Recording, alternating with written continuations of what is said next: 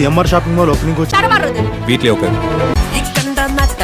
எல்லாருக்கும் வணக்கம். நான் உங்கள் சக்தி. இந்த வீடியோவில் டாப் 10ல் இருக்கக்கூடிய 10 தரமான டிடெக்டிவ் இன்வெஸ்டிகேஷன் த்ரில்லர் மூவி தான் வந்து பார்க்க போகிறோம். வாங்க இப்போ நம்மளுடைய லிஸ்ட்டுக்குள்ளே போகலாம். இதில் நம்ம முதலாவதாக பார்க்க போகிறது ஷேகர் கோம். 2024 ரிலீஸ் பண்ணாங்க. இது ஒரு வெப் சீரிஸ். இதனுடைய கதை என்னன்னா 1990களின் தொடக்கத்தில் மேற்கு வங்காளத்தில் இருக்கிற அமைதியான ஒரு ஊரில் வாழ்கிற ஷேகர் சாதாரண மனிதர் கிடையாது. சின்ன சின்ன விஷயங்களை கூட கூர்மையாக கவனித்து பெரிய மர்மங்களை கண்டுபிடிக்கிற திறமை அவருக்கு இருக்கு. ஒரு சூழ்நிலையில் முன்னாள் ராணுவ டாக்டரான ஜெயவர்த் அவருடைய வீட்டில் தங்க வர்றாரு. அதுக்கப்புறம் இந்த 2 பேருமே சேர்ந்துக்கிட்டு இந்த கொலை, திருட்டு, காணாமல் போனவங்க, குடும்ப ரகசியங்கள் என ஒவ்வொரு கேஸையும் தங்களுடைய புத்திசாலித்தனத்தால் எப்படி தீக்குறாங்க அப்படின்றது தான் இந்த சீரியஸோட கதை. ஒவ்வொரு எபிசோடும் தனித்தனி மர்மத்தோட போகும். அதே நேரத்தில் ஒரு முக்கியமான ஒரு பெரிய கதையும் பின்னணியில் வந்து நடந்துக்கிட்டு தான் இருக்கும். இதை நீங்கள் எங்கே பார்க்கலாம் அப்படின்னா நீங்கள் ஜியோ ஹாட் ஸ்டாரில் இது உங்களுக்கு தமிழ்லேயே அவைலபிளாக இருக்குது. இதை வந்து பார்த்து வந்து என்ஜாய் பண்ணுங்கள். செம்ம சூப்பரான ஒரு சீரியஸ். அடுத்த ரெண்டாவதாக நான் சொல்ல போகிற படம் 2025 ரிலீஸ் ஆன டிடெக்டிவ் ஷெர்தில். இது சஸ்பென்ஸும் காமெடியும் கலந்த ஒரு வித்தியாசமான டிடெக்டிவ் படம். இதனுடைய கதை என்னன்னா ஹங்கேரியில் உள்ள புடாபெஸ்ட் நகரத்தில் இந்திய வம்சாவளியை சேர்ந்த ஒரு பெரிய தொழிலதிபர் மர்மமான முறையில் கொலை செய்யப்படுறாரு. ஆரம்பத்தில் இது ஒரு சாதாரண கொலை மாதிரி தெரியும். ஆனால் விசாரணை போக போக அந்த குடும்பத்துக்குள்ள மறைந்திருக்கிற ரகசியங்கள், சொத்து பிரச்சனைகள், ஏமாற்றங்கள், துரோகங்கள் எல்லாம் ஒன்று ஒன்றா வெளியே வர ஆரம்பிக்குது. இந்த சிக்கான கேஸை கையில் எடுக்கிற நம்மளுடைய ஹீரோ தன்னுடைய புத்திசாலித்தனத்தெல்லாம் வச்சு யூஸ் பண்ணி அதை யார் என்ன அப்படின்றத ஃபைன் பண்ணாரா இல்லையா அப்படின்றது தான் இந்த படத்தினுடைய ஒன்லைன ஸ்டோரி. உண்மையிலே செம சூப்பராக வந்து இந்த படத்தை வந்து பண்ணியிருந்தாங்க அப்படின்னு சொல்ல முடியும். ஏன்னா அந்த மிஸ்ட்ரி எலமெண்ட்டும் காமெடி எலமெண்ட்டும் ரெண்டும் சேர்ந்தே இந்த படத்தை வந்து கொடுத்துருந்தாங்க. இந்த படம் உங்களுக்கு G5ல வந்து அவைலபிளாக இருக்குது. ஆனால் இந்த படம் தமிழ் டப்பிங்கில் வந்து கிடையாது. அடுத்த நம்ம மூணாவதாக பார்க்க போகிற படம் 2017 ரிலீஸ் ஆன துப்பறிவாளன். மிஸ்கின் தனக்கே உரிதான அந்த ஸ்டெயினில் ஒரு தரமான ஒரு படத்தை வந்து இந்த படமாக கொடுத்துருப்பாரு. இதனுடைய கதை என்னன்னா ஒரு சின்ன பையன் தன்னுடைய செல்ல நாயை யாரோ கொண்டுட்டாங்கன்னு சொல்லி கணியன் பூங்குன்றனார்கிட்ட உதவி கேட்டு வாரான். ஆரம்பத்தில் இது ஒரு சாதாரண கேஸுன்னு நினைச்சு விசாரிக்க ஆரம்பிக்கிறாரு. ஆனா அந்த ஒரு சின்ன கேஸுக்கு பின்னாடி பல கொலைகள், பெரிய சதித்திட்டம், ஆபத்தான குற்றவாளிகள் சம்பந்தப்பட்டிருக்கிறது தெரிய வருது. ஒவ்வொரு தடயமும் அவரை இன்னும் பெரிய மர்மத்துக்குள்ள கூட்டு போயிட்டே இருக்கு. அந்த மர்மத்தை அவர் எப்படி உடைக்கிறாருன்றதுதான் இந்த படத்தினுடைய ஒரு மைய கதை. இதுல விஷால் அவர்களுடைய பெர்ஃபார்மன்ஸ் வேற லெவலில் இருக்கும். யாருனாலையும் இந்த படத்தினுடைய கிளைமேக்ஸ் வந்து கணிக்க முடியாது. அந்த அளவுக்கு ரைட்டிங் வந்து செம சூப்பராக வந்து பண்ணியிருப்பாங்க. இந்த படம் உங்களுக்கு பிரைம் வீடியோவில் வந்து அவைலபிளாக இருக்கு. பார்க்கணும்னு நினைக்கிறோம். கண்டிப்பாக அந்த படத்தை பார்த்து என்ஜாய் பண்ணுங்க. ஒரு தரமான டிடெக்டிவ் மூவி தான் இது. அடுத்த நாலாவதாக நான் சொல்ல போகிற படம் 2025 ரிலீஸ் ஆன டிடெக்டிவ் உஜ்வாலன். இது வழக்கமான கிரைம் த்ரில்லர் கிடையாது. மிஸ்ட்ரி, காமெடி, இன்வெஸ்டிகேஷன் மூன்றும் கலந்த ஒரு செம என்டர்டெய்னிங் படம் இது. ஜான் சீனிவாசன் தான் டிடெக்டிவ் உஜ்வாலனா வந்து இந்த கதாபாத்திரத்தை வந்து நடிச்சிருப்பாரு. இதனுடைய கதை என்ன அப்படின்னா பிளாசிகாவின் ஒரு அமைதியான கிராமத்தில் சின்ன சின்ன கேஸுகளை விசாரித்து பேரெடுத்த ஒரு லோக்கல் டிடெக்டிவ் தான் உஜ்வாலன். எல்லாமே சாதாரணமாக போயிட்டு இருக்கும்போது அந்த ஊரில் தொடர்ச்சியாக சில மர்மமான சம்பவங்கள் நடக்க ஆரம்பிக்குது. ஆரம்பத்தில் யாருக்கும் பெருசாக தெரியாத இந்த கேஸு போக போக ஒரு ஆபத்தான குற்றவாளியோட தொடர்பு இருக்குன்னு தெரிய வருது. ஒவ்வொரு தடயத்தையும் புத்திசாலித்தனமாக சேர்த்து உண்மையை எப்படி நம்முடைய உஜ்வாலன் வந்து கண்டுபிடிக்கிறாரு அப்படின்றது தான் இந்த படத்தினுடைய ஒன்லைன ஸ்டோரி. ஆக்சுவலாக இந்த படம் வந்து பார்த்தீங்கன்னா முதல்ல நெட்ஃப்ளிக்ஸில் மலையாளத்தில் தான் வந்து ரிலீஸ் பண்ணாங்க. ஆனால் இப்போ ரீசெண்டாக தான் வந்து பார்த்தீங்கன்னா லைன் கேட்ஸ் பிளே OTTல தமிழ் டப்பிங்லேயே வந்து இந்த படம் வந்து கிடைக்குது. உண்மையிலே ஒரு தரமான ஒரு இன்வெஸ்டிகேஷன் டிடெக்டிவ் படம். கண்டிப்பாக அந்த படத்தை வந்து மிஸ் பண்ணிட்டாங்க. அதுவும் தமிழ் டப்பிங்லேயே இருக்கும். ஸோ கண்டிப்பாக அந்த படத்தை வந்து விட்டுறாதீங்க. அடுத்து 5ஆவதாக நம்ம பார்க்க போகிற படம் டிடெக்டிவ். இது 2007 வெளியான செம்ம இன்வெஸ்டிகேஷன் கிரைம் த்ரில்லர் இருந்த இந்த படம் தான் ஜீத்து ஜோசப் அவர்களுடைய அறிமுக படம் அப்படின்றாங்க. இதில் சுரேஷ் கோபி தான் வந்து ரெட்டை வேடத்தில் வந்து நடிச்சிருப்பாரு. இதனுடைய கதை என்னன்னா ஒரு அரசியல்வாதியுடைய மனைவி மர்மமான சூழ்நிலையில் உயிரிழந்துடுறாங்க. ஆரம்பத்தில் இது தற்கொலைன்னு சொல்லப்பட்டாலும் அதில் நிறைய சந்தேகங்கள் இருக்கிறதுனால விசாரணை தொடங்குது. இந்த கேஸை விசாரிக்க வர்ற டிடெக்டிவ் தான் நம்மளுடைய ஷாம் பிரசாத்.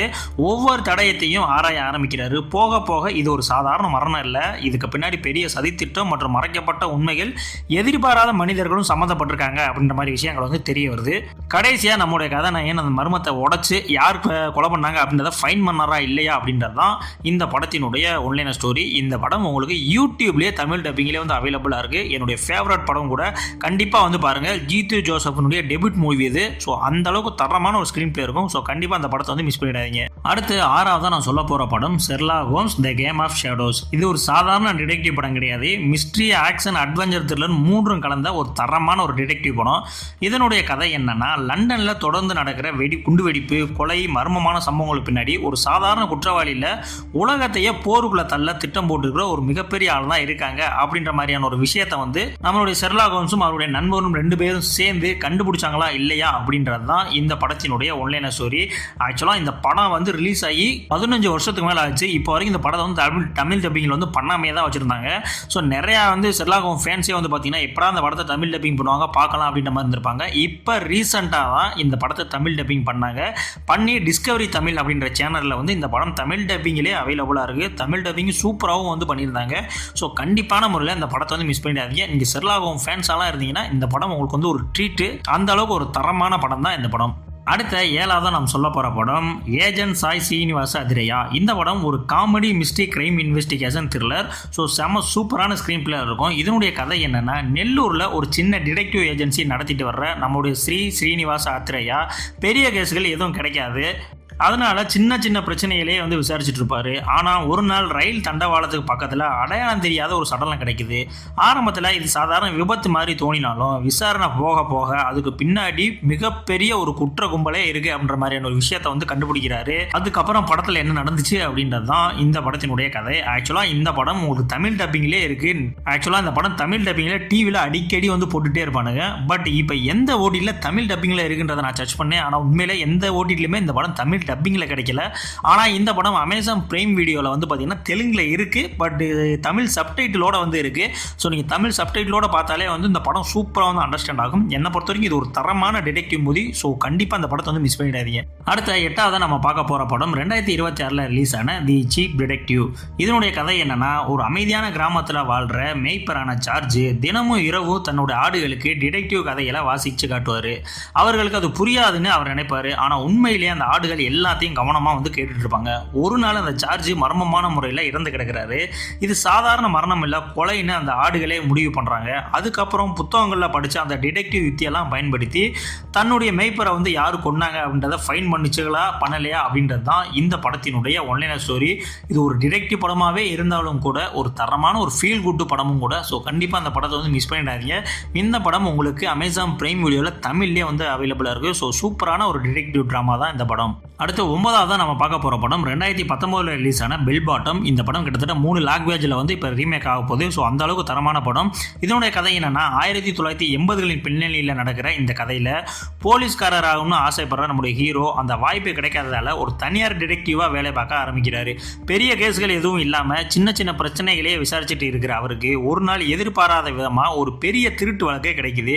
ஆரம்பத்தில் சாதாரண கேஸ் மாதிரி தெரிஞ்ச இந்த விசாரணை போக போக பல மர்மங்களையும் அதிர்ச்சியான உண்மையிலையும் வெளியே கொண்டு வருது. ஃபைனலாக என்ன ஆச்சு அப்படின்றது தான் இந்த படத்தினுடைய ஒன்லைனர் ஸ்டோரி. இதுதான் ரிஷப் செட்டி நடிச்சிருப்பாப்புல. இல்லை ரிஷப் செட்டியானே தெரியாது, அந்த அளவுக்கு அவருடைய கேரக்டரைசேஷன் வந்து இருக்கும். இந்த படம் உங்களுக்கு ஆஹா ஓடிடியில் வந்து அவைலபிளாக இருக்குது. ஆனால் தமிழ் டப்பிங்கில் வந்து கிடையாது. இப்பயே சொல்லிட்டேன், கன்னடத்தில் மட்டும்தான் இந்த படம் வந்து இருக்குது. அடுத்து நம்ம ஃபைனலாக பார்க்க போகிற படம் டிடெக்டிவ் பியோம்கேஷ் பஷி. இதனுடைய கதை என்னன்னா, 1940களில் 2ஆம் உலகப் போரின் பின்னணியில் இருக்கும் கல்கத்தா நகரத்தில் கதை நடக்குது. கல்லூரி படித்து முடிச்சிருக்கிற நம்மளுடைய ஹீரோ ஒரு இளைஞன் தன்னோட அப்பா திடீர்னு காணாமல் போயிட்டாருன்னு வந்து உதவி கேட்குறாப்புல. ஆரம்பத்தில் இது ஒரு சாதாரண காணாமல் போன கேஸ் மாதிரி நினச்சி நம்மளுடைய கதாநாயகன் வந்து கையில் எடுக்கிறாப்புல. அதுக்கப்புறம் அதை விசாரிக்கும் போது தான் தெரியுது இதுக்கு பின்னாடி பல மர்மங்கள்லாம் இருக்குன்னு. ஃபைனலாக வந்து அவங்க அப்பாவை கண்டுபிடிச்சாங்களா இல்லையா, அவரை எதுக்காக கடத்திட்டு போனாங்க, என்ன ஆச்சு அப்படின்றது தான் இந்த படத்தினுடைய ஒன்லைனர் ஸ்டோரி. இந்த படமும் உங்களுக்கு நெட்ஃப்ளிக்ஸில் வந்து அவைலபிளாக இருக்கு. ஆனால் ஹிந்தியில் இருக்கு. தமிழ் சப்டைட்டிலோட இந்த படத்தை வந்து நீங்கள் வந்து பார்த்து என்ஜாய் பண்ணிக்கலாம். இந்த 10 படங்களில் என்னுடைய பர்சனல் ஃபேவரட் எதுன்னு கேட்டிங்கன்னா, துப்பறிவாளன் படமும் 2007 ரிலீஸ் ஆன அந்த டிடெக்டிவ்ன்ற படம் யூடியூப்ல இருக்குன்னு சொன்னால ஜீத் ஜோசப்னுடைய படம், இந்த 2 படங்களை தான் சொல்லுவேன். ஸோ உங்களுடைய பர்சனல் ஃபேவரட் இந்த 10 படங்களில் எது, எந்த டிடெக்டிவ் படம் உங்களை ரொம்பவுமே இம்ப்ரெஸ் பண்ணிச்சு அப்படின்றத கண்டிப்பாக கமெண்ட்ஸில் வந்து சொல்லிட்டு போங்க. இதே மாதிரி வேற ஏதாவது ஒரு ஜானரில் உங்களுக்கு வந்து ஒரு டாப் 10 டாப் 5 லிஸ்ட் வேணும் அப்படின்னா கண்டிப்பாக அதனுடைய கமெண்ட்ஸ் வந்து சொல்லிடுங்க. நான் அதுக்கான வீடியோ கண்டிப்பான முறையில் ரெடி பண்ணி போட்டே தீருவேன். ஸோ நீங்கள் மறக்காமல் வந்து கமெண்ட்ஸ் மட்டும் பண்ணிட்டு போங்க. அதுக்கு முன்னாடி நம்மளுடைய சேனலை சப்ஸ்கிரைப் பண்ணாமல் இருந்தீங்க அப்படின்னா கண்டிப்பாக சப்ஸ்கிரைப் பண்ணிக்கோங்க. நம்மளுடைய சேனல் பெரிய சேனலாக இல்லை, சின்ன சேனல் தான். ஸோ நீங்களாம் சப்ஸ்கிரைப் பண்ணால் தான் நம்மளுடைய சேனல் மென்மேலும் வளரும். இதே மாதிரியான அடுத்த ஒரு வீடியோவில் வந்து உங்களை சந்திக்கிறேன். நன்றி.